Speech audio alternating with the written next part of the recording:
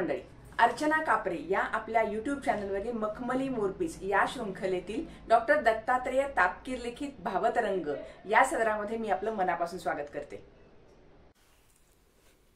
मंडळी, जाणून घेऊयात आज आपल्या अस्तित्वाची ही अद्भुत कथा. आपण सारे आहोत पाण्याच्या पिशव्या. आजचा विषय समजावून घेण्यापूर्वी आपण मनातल्या मनात एक काल्पनिक प्रयोग करणार आहोत. त्यासाठी आपण रसायनशास्त्राच्या म्हणजेच केमिस्ट्रीच्या प्रयोगशाळेत जाऊया. साधारणपणे 5.5 फूट लांबीची एक दंडगोलाकार सिलेंड्रिकल प्लास्टिक पिशवी घेऊया. ही पिशवी पूर्णपणाने पाण्याने भरून घ्यायची आहे. त्यानंतर या पिशवीत 10 किलो कार्बन पावडर आणि 8 किलो कॅल्शियम पावडर टाका.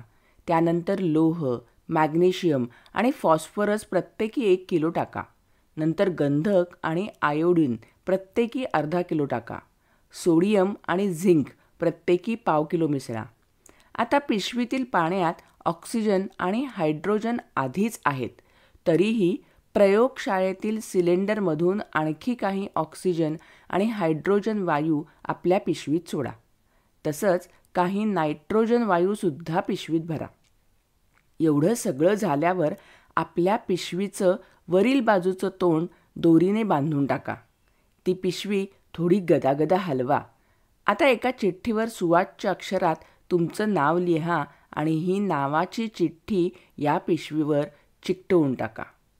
मी पण माझ्या पिशवीवर माझं नाव लिहिलं आहे, दत्तात्रेय तापकीर. लक्षात आलं का नाही? ही पिशवी तुम्ही स्वतःच आहात, किंवा दुसऱ्या शब्दात सांगायचं तर तुम्ही जे कोणी आहात ना, ते दुसरं तिसरं काही नसून अशीच पाण्याने भरलेली एक पिशवी आहात. या तुमच्या देहरूपी पिशवीत अंदाजे 75% पाणी आणि 25% वर उल्लेखलेली काही रसायने आहेत. ही आपली भौतिक किंवा पदार्थरूपी किंवा वस्तुरूपी ओळख आहे. We basically are a bag of water combine with certain chemicals.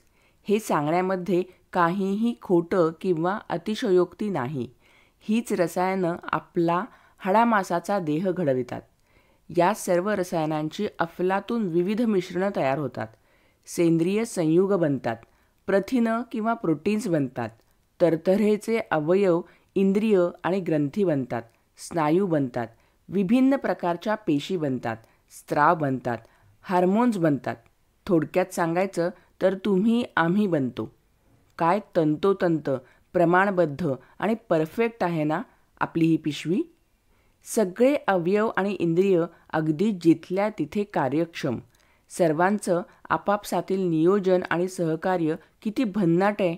या आपल्या पिशवीचे प्लास्टिकसारखे बाह्य आवरण म्हणजे त्वचा, ती तर किती सुंदर आहे. प्रत्येक पिशवी निराळी, रंग, रूप, आकार, सौष्ठत्व निराळं. या पिशवीला हातपाय फुटले म्हणून या पिशव्या हातांनी कामे करतात, पायांनी चालतात, तोंडांनी खातात पितात, डोळ्यांनी पाहतात, कानांनी ऐकतात, नाकाने श्वास घेतात. एवढंच नव्हे तर विचार करतात, स्मृतीत ठेवतात. बाप रे, 1 डझनभर रसायने असणारी आपली ही पाण्याची पिशवी.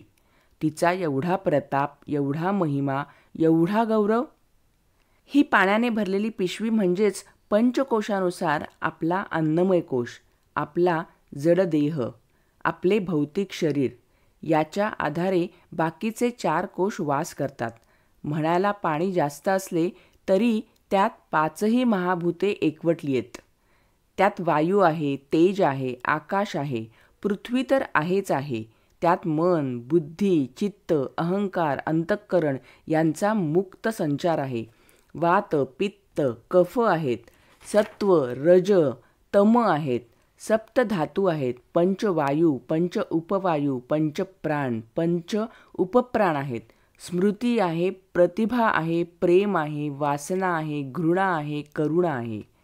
ही पाण्याची पिशवी काही साधी गोष्ट नाही.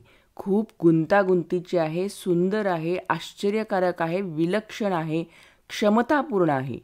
ही पिशवी भगवंताचे देणे आहे, निसर्गाचे लेणे आहे, आईवडिलांची भेट आहे आणि जड चैतन्याचा समेट आहे. आपण सारे या जीवनदायी, मौल्यवान, पाण्याच्या पिशव्याच तर आहोत. मंडळी, आजचा हा जर व्हिडिओ तुम्हाला आवडला असेल तर याला लाईक करा.